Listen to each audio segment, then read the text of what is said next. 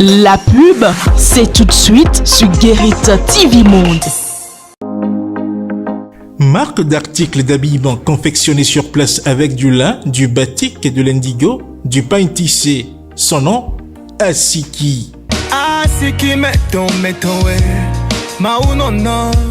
Asiki pour vous vêtir aux couleurs de chez nous. Asiki, c'est des vêtements et accessoires de mode pour hommes et femmes. Visitez notre showroom situé à Bégamin, à 200 mètres du carrefour Kossi en venant de l'ENEAM, ex-INE. Contact plus 229 91 24 26 26 plus 229 95 94 22 51. Asiki, révélateur d'identité.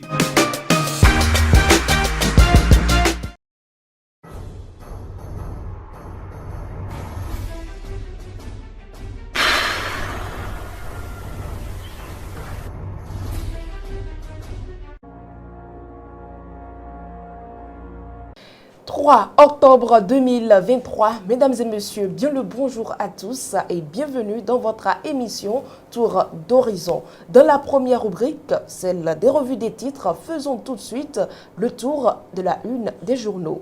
Fidèle internaute de Guérit TV Monde, bonjour. La revue des titres de ce mardi 3 octobre 2023 démarre avec le quotidien Maison La Guérite.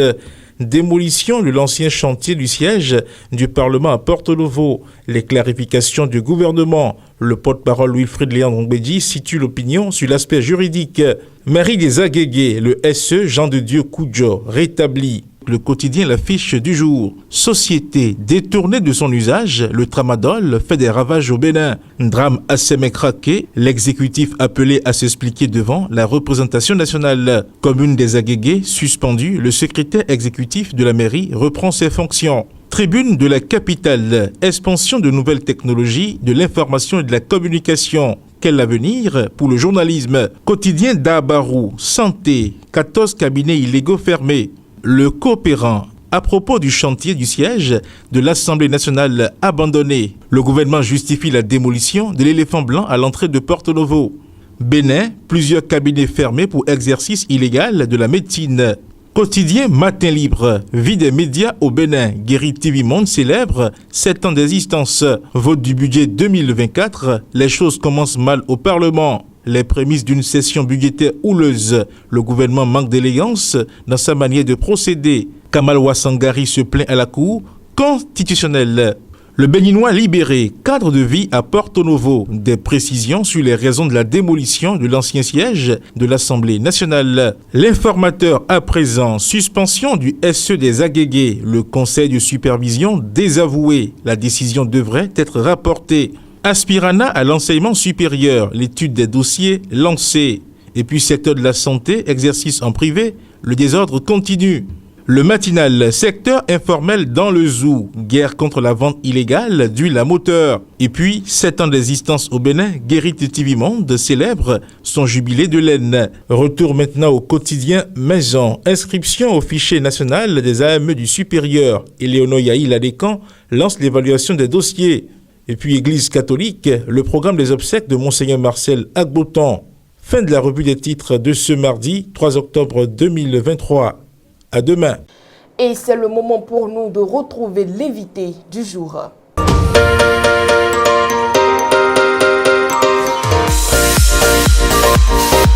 Le 12, ce sera le colloque international. Donc il y aura ce colloque-là le 12 octobre, et ce colloque va permettre d'aborder 4 sujets importants. D'abord, il y aura la culture, le vaudou dans la promotion de la paix et du développement. Il y aura la culture qui sera aussi, qui fera l'objet d'un panel. Ensuite, nous allons parler des arts de la rue et enfin du sport. Aujourd'hui, le sport est un élément important dont les villes s'approprient pour véritablement améliorer la santé des populations. Donc, dans le cadre de vie que les villes nous proposent, et ce n'est pas un hasard, il y a les assises du cadre de vie durable qui se tiennent. Donc, il est question de voir quelles sont les infrastructures que les villes doivent développer et permettre aux populations de faire du sport. Le forum de discussion du 3 octobre 2023, c'est tout juste après cette virgule.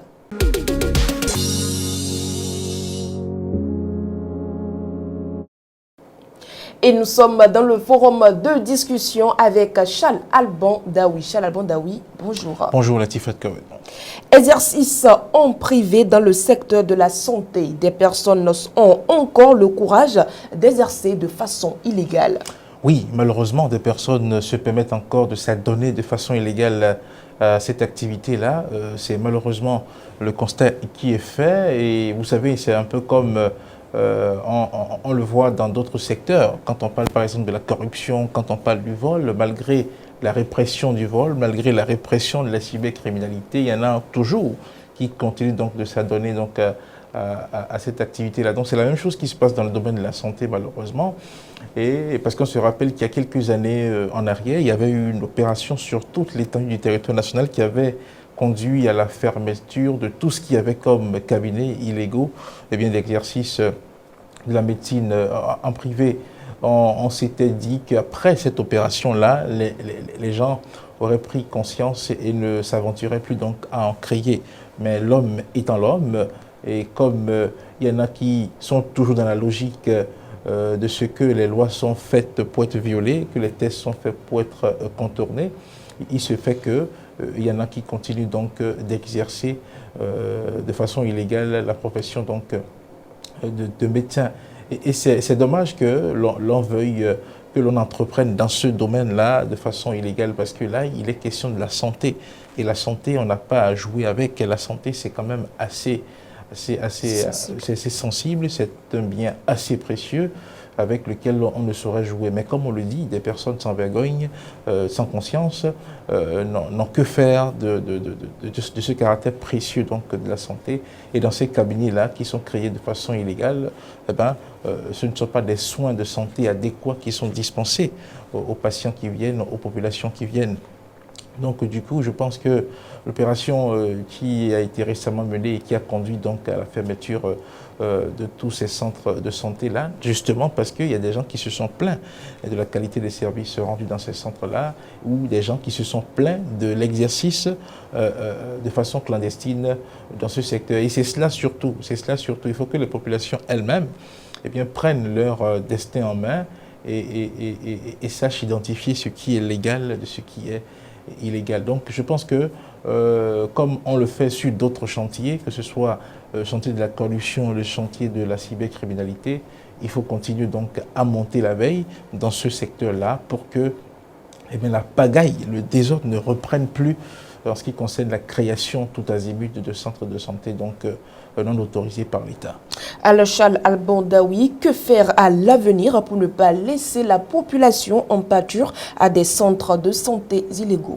Oui, c'est déjà de monter la veille, comme j'ai dit, c'est déjà de suivre de près ce qui se fait dans ce secteur-là et de monter les structures de veille pour pouvoir identifier quels sont ces centres de santé-là, excusez-moi, centres de santé qui exercent donc de façon illégale. L'autre chose, c'est aussi de faire en sorte que les populations aient accès aux soins de santé de façon à ne pas trop se démerder. Vous voyez, malheureusement, il y a des localités au Bénin où, pour accéder à un centre de santé, il faut faire des dizaines de kilomètres.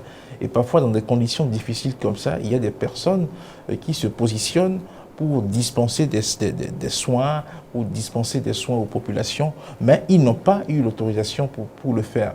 Mais comme la population est dans le besoin, ils ne réfléchissent plus, ils vont tout de suite vers ces personnes-là. Donc du coup, ne pas donner aux populations la chance d'accéder en un temps raisonnable à un centre de santé peut aussi être l'une des causes de la création de ces centres donc, de santé qui n'ont pas reçu d'autorisation. Donc si l'État doit faire quelque chose, c'est de monter la veille, mais aussi de rapprocher les services de soins de santé vers les populations pour qu'elles ne soient pas dans l'obligation de se laisser à des personnes qui n'ont pas reçu mandat pour donc exercer la profession de médecine ou qui n'ont pas reçu mandat pour créer donc un centre de santé. Donc voilà les deux leviers sur lesquels l'État doit jouer pour éviter que ce genre de situation ne prolifère, ne prospère à l'avenir. Parce que oui, la vie humaine, elle est sacrée. L'État a le devoir de protéger sa population et le fait de veiller sur ces choses-là fait partie également des prérogatives de l'État dans le sens de la préservation de la vie, dans le sens de la protection des populations contre tout ce qui est nuisible pour elles.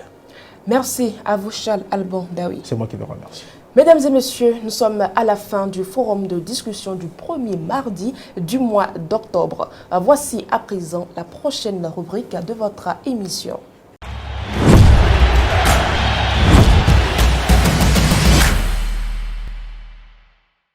Découvrez alors toutes les actualités sportives dans la page des sports.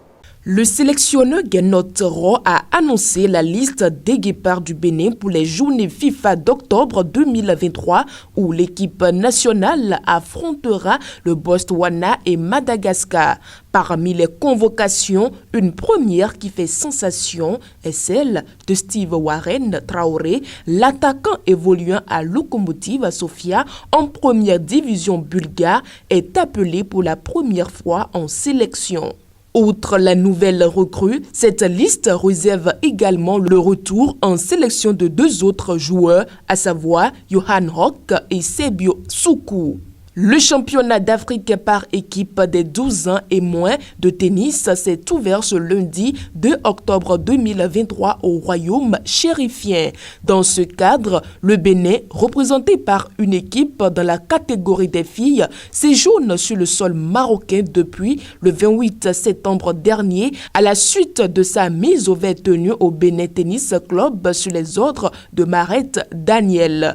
À Dokpo Victoire, Renfoga Jusel Delphine et Marete Naomi composent l'équipe du Bénin au championnat d'Afrique par équipe des 12 ans et moins qui va durer 7 jours. À cette compétition, les ambassadeurs béninois n'entendent pas faire piètre figure. En effet, le Bénin vise le Graal et a pris le soin d'affûter ses armes pour atteindre cet objectif fixé.